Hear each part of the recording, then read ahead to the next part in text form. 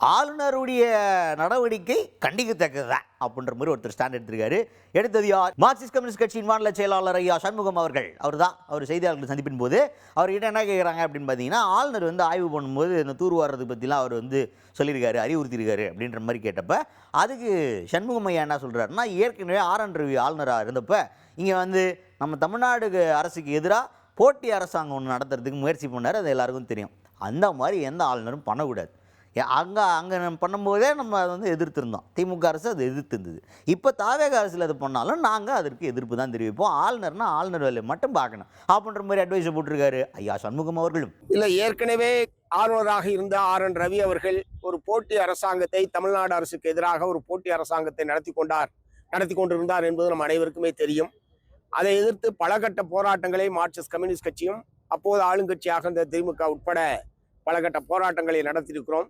ஆகவே அத்தகைய ஒரு அணுகுமுறை, அப்படி ஒருவேளை ஆளுநருக்கு ஏதாவது கருத்துக்கள் இருக்கிறது என்று சொன்னால் அது முதல்வருடைய கவனத்திற்கு கொண்டு சென்று தீர்வு காண வேண்டுமே தவிர, தானாக தன்னிச்சையாக ஆளுநர் செயல்படுவது என்பது அரசியல் சாசனம் அவருக்கு வழங்கி இருக்கக்கூடிய அதிகாரத்துக்கு எதிரானது. அதுக்கடுத்தது கரூர்ல திமுக தான் இந்த 41 பேரை கொண்டுட்டாங்க அப்படின்ற மாதிரி அமைச்சர் ராதவ அர்ஜுனா சமீபத்தில் கூட பேசியிருக்காரு அப்படின்னு கேட்டால், அதுக்கு சண்முகம் அவர்கள் தெளிவாக சொல்லிட்டாரு, நாங்கள் அன்றைக்குமே ஒரே ஸ்டாண்டு தான்.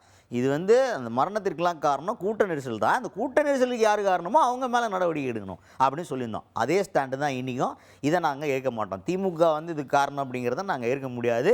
இது உண்மையாகவே யார் காரணமோ விசாரணையின் மூலமாக தெரிய வந்ததுன்னா அவங்க மேலே நடவடிக்கை எடுக்கணும் அப்படின்றது தான் நாங்கள் இப்போவும் சொல்கிறோம் அப்படின்ற மாதிரி தெளிவுபடுத்தியிருக்காரு ஐயா சண்முகம் அவர்கள். இல்லை, அதை நாங்கள் ஏற்கலாம். அந்த நேரத்திலேயே அது நெரிசலால் ஏற்பட்ட மரணம். அந்த நெரிசல் ஏற்படுவதற்கு யார் காரணமாக இருந்தாலும் அவர்கள் மீது நடவடிக்கை எடுக்க வேண்டும் என்பதை மார்க்சிஸ்ட் கம்யூனிஸ்ட் கட்சியின் சார்பில் அப்போதே சொல்லியிருக்கிறோம். அதுதான் இப்போதும் எங்களுடைய நிலைப்பாடு. அதுக்கு அடுத்தது தொடர்ந்து குதிரை பேரத்தில் தாவேகா இன்னைக்கு ஒரு குற்றச்சாட்டு, இது திமுக காரங்க எங்கள் எம்எல்ஏக்களை காசு கொடுத்து வாங்க பார்க்குறாங்க அப்படின்னு சொல்லிட்டு, அதுக்கு பதிலடி கொடுக்குற மாதிரி டிடிவி தினகரன், அமமுக பொதுச் செயலாளர் டிடிவி தினகரன் அவர் என்ன சொல்கிறாருன்னா, தாவேகாலாம் குதிரை பேரத்தை பற்றி பேசவே கூடாது. முதல்ல குதிரை பேரத்தை எங்கள் எம்எல்ஏ மேலே காட்டினதே நீங்கள் தான், ஏன் ஒரு எம்எல்ஏ தூக்கின்னு போயிட்டீங்களே எங்கள்கிட்ட சொல்லாமல் அப்படின்ற மாதிரி அவர் பதிலடி கொடுத்துருக்காரு. இதை பற்றி கேட்டால் சண்முகம் அவர்கள் என்ன சொல்கிறாருன்னா, குதிரை பேரங்கிறதே தப்பு. ஜனநாயகத்தில் மக்கள் நமக்கு யார் வாக்களிச்சிருக்காங்க அப்படின்றது பொறுத்து அதோட முடிவை ஏற்றுக்கிட்டு போயிடணும். அதை விட்டு காசு கொடுத்து எம்எல்ஏ வாங்குறது ஏற்கவே முடியாது. தாவேகாலம் முன்னாடியே 4 எம்எல்ஏவை ராஜினாமா பண்ணி உள்ளே கொண்டு வந்தாங்கல்ல, அப்போவே நாங்கள் அதிருப்தியை பதிவு பண்ணிட்டோம். இப்போவும் அதுக்கு நாங்கள் அகென்ஸ்டாக தான் இருக்கோம் அப்படிங்கிறதையும் தெளிவு பண்ணியிருக்காரு ஐயா சண்முகம் அவர்கள். இல்லை, இந்த மாதிரி மக்களால் தேர்ந்தெடுக்கப்பட்ட சட்டமன்ற உறுப்பினர்களை எந்த கட்சியை சார்ந்தவர்கள் இது போன்ற விலை பேசுவது, குதிரை பேரம் நடத்துவது முயற்சியில் யார் ஈடுபட்டாலும் அது தவறான ஒரு செயல், ஜனநாயகத்துக்கு விரோதமானது.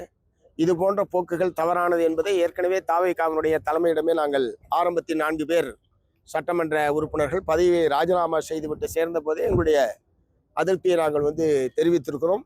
இப்போதும் அதுதான் சொல்ல விரும்புகிறேன். இந்த மாதிரியான ஜனநாயகத்துக்கு விரோதமாக இது போன்ற விலை பேசுவது, பேரம் பேசுவது போன்ற நடவடிக்கையில் ஈடுபடுவதில் யாராக இருந்தாலும் தவறு.